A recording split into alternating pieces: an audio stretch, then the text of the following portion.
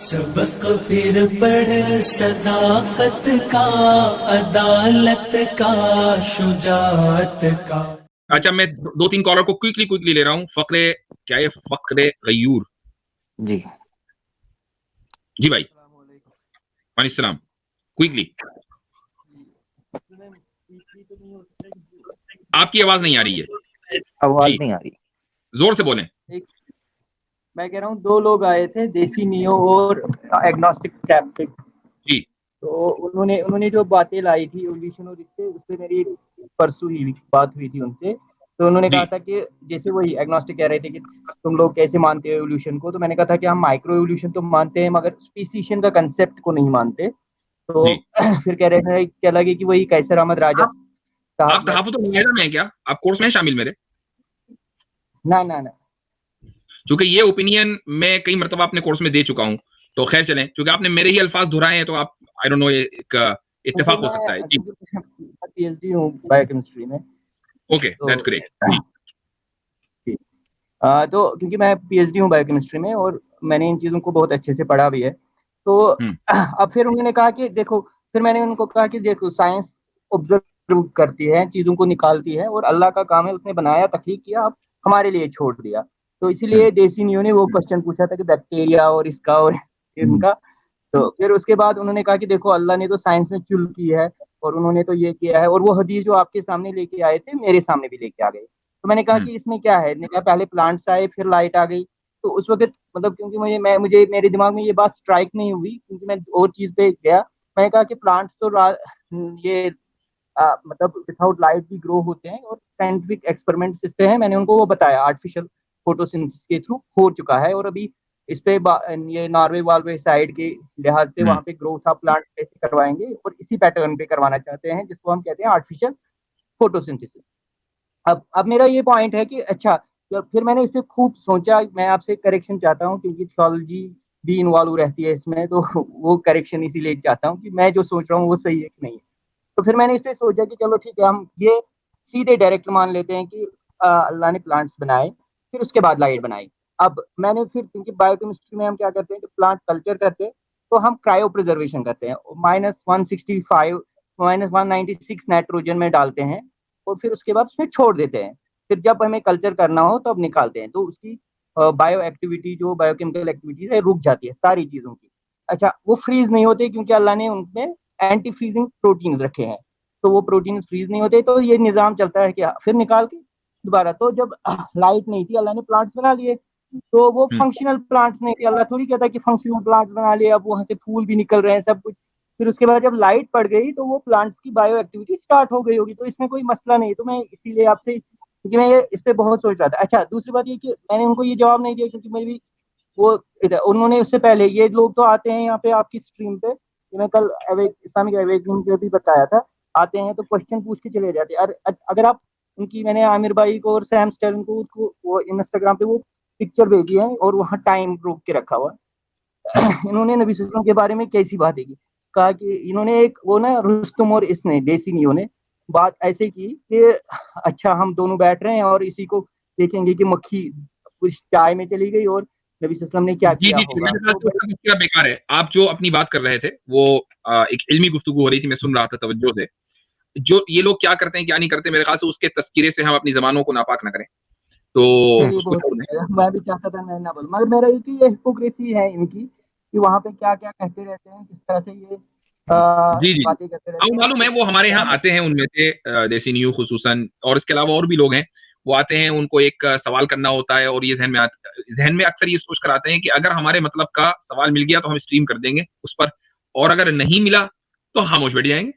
तो ये ये जी शैब मलिक की भी किताब पढ़ी है, और क्योंकि मेरी उसके जी साथ बात भी होती रहती है एकेडमिया पे। जी तो उनके साथ मतलब वो भाई का, और उन्होंने जो पैटर्न, इन्होंने उसमें भी थोड़ी सी यारी बातें की, क्योंकि अपने गर्ज की बातें की।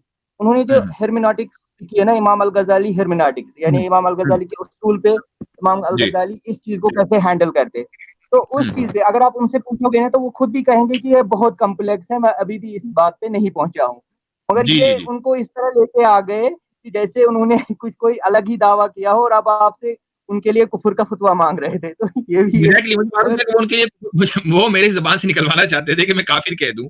यानी ये ऐसा है जैसे हम लोग जो है काफिर बनाने के लिए यहाँ बैठे हुए हैं, कुफर साज मशीन हमने लगा रखी है, कितना बटन दबाया एकदम कुफर का गोला दागा, ऐसा इस तरह कुछ समझा हुआ इन लोगों ने। तो खैर आपसे बात करके मुझे बड़ा अच्छा लगा। मैं चाहूंगा कि आपसे इंशाल्लाह किसी दिन तफसील से मैं गुफ्तगू करूं। आप अगर मुझे ईमेल कर दें अपना नंबर, तो मेरा ईमेल जो है वो askmufti@gmail.com, तो आप मुझे ईमेल कीजिएगा इंशाल्लाह, फिर मैं आपसे राब्ता करूंगा। ये जो आपने गुफ्तगू की ना, ये गुफ्तगू आज की स्ट्रीम में थोड़ा सा पहले होनी चाहिए थी, बहुत अहम गुफ्तगू थी। मैं चाहूंगा कि किसी दिन तफसील से आपको लेकर आऊं और इंशाल्लाह इस मौजू पर गुफ्तगू करें हम।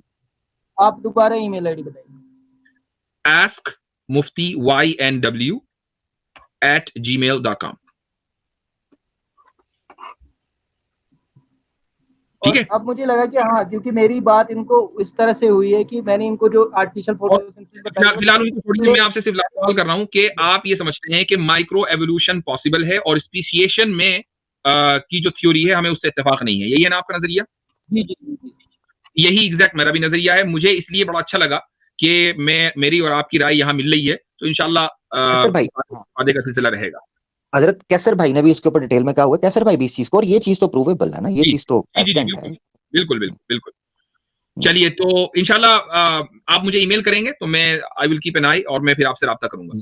ये जो अभी नोबेल प्राइज वाली हजरत, ये जो आप कह रहे हैं इंटरस्पीशीज जो है एवोल्यूशन जो हुई, ये जो अभी नोबेल प्राइज मिला है, ये स्वंते पाबो की जो हम बात कर रहे थे, उसने जो ह्यूमन जीनोम के ऊपर एवोल्यूशन के तौर पर रिसर्च की है, तो नेंडरथाल्स और जो दूसरी एक स्पीशीज है उसके साथ सैपियंस की इंटरब्रीडिंग हुई है।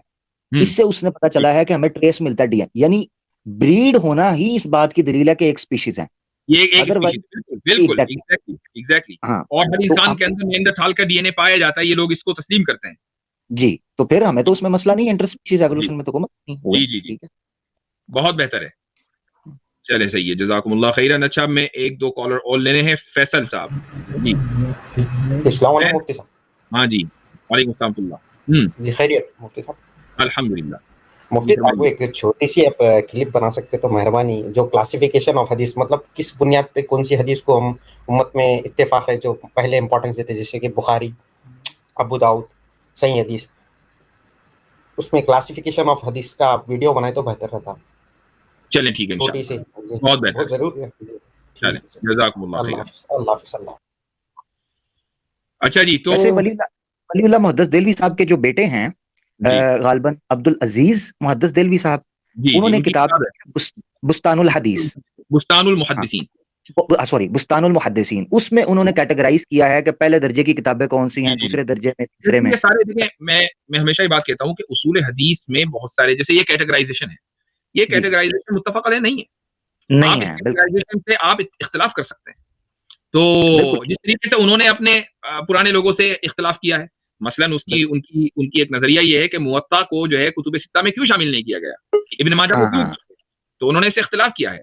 तो ये एक खालिस एकेडमिक ये टॉपिक है, इस पर जो है ये स्ट्रीमों में गुफ्तगू नहीं होती है, इन मौज़ूआत पर नहीं हो सकती कंफ्यूजन। अब हजरत ये भी इख्तिलाफ है कि सही मुस्लिम को बाज लोग बुखारी के ऊपर दर्जा देते हैं। हाँ बिल्कुल, मोरक्कन स्कॉलर्स, मगारिबा जो है उनका नजरिया यही है, बिल्कुल सही कह रहे हैं। जी हाँ, तो चलें, ठीक है, मेरे ख्याल से आज के लिए इतना ही, और काफी देर हो गई है, 24 मिनट ऊपर हो चुके हैं। 24 मिनट हो गए हैं हजरत। मैं ना करते मैं कल 7 घंटे से ऊपर की स्ट्रीम कर बैठा हूँ। हजरत वो आप हैं और यहाँ हम छोटे किस्म के लोग हैं, हम अल्लाह माफ करे, अल्लाह माफ करे। चलते हैं, आप माशाल्लाह लंबी रेस के घोड़े हैं। नहीं माशाल्लाह, आपके 3 हजरत, एक सुनार, आप क्या कहते हैं, एक लोहार की तो 100 सुनार की, आपका तो वो हिसाब है ना माशाल्लाह। चलिए, माशाल्लाह, बारकल्लाह फीकुम। आप दोनों हजरात ने शुरू से लेकर साथ दिया है, उसके लिए बहुत बहुत शुक्रिया, जज़ाकुमुल्लाह खैरन। बड़ी अच्छी स्ट्रीम रही है, कुछ मुफीद कारआमद बातें हुई हैं माशाल्लाह। अल्हम्दुलिल्लाह जज़ाकल्लाह हज़रत, हमेशा की तरह आपने इज्जत बख्शी और मौका दिया, और नाज़रीन का भी जिन्होंने मोहब्बत दी, और उनसे माजरत चाहता हूँ जिनको एक नौ मुस्लिमा बहन के लिए हमें स्टेज से साइड पे करना पड़ा, मजबूरी है। काश स्ट्रीम यार्ड के अंदर अनलिमिटेड सीट्स होती तो कभी हमें साइड पे ना करना पड़ता, इसलिए दिल पे ना लीजिएगा, इस्लाम की खिदमत समझ के ये कुर्बानी बर्दाश्त कीजिएगा, बस ये मेरी गुजारिश। अनलिमिटेड सीट्स होती और हमारे पास अनलिमिटेड टाइम होता, और हम अपनी लिमिटेड लाइफ में उस अनलिमिटेड टाइम को इस्तेमाल कर लेते, तो फिर ये सब मिरेकल होता ना। जैसे अभी बात हो रही थी, कहने लगा मुझे अनलिमिटेड, हम खुदा की अनलिमिटेड क्वालिटीज को जान सकते हैं, तो फिर वो लिमिटेड हो गया। तो ये बात, चले ठीक है जी, शुक्रिया, बारकल्लाह फीकुम, वस्सलाम वालेकुम वरहमतुल्लाहि वबरकातुहू। वालेकुम सलाम। अस्सलामु अलैकुम वरहमतुल्लाहि। सबक फिर पढ़ सदाकत का, अदालत का, शुजाअत का, लिया जाएगा तुझसे काम दुनिया की इमामत का। सबक फिर पढ़ सदाकत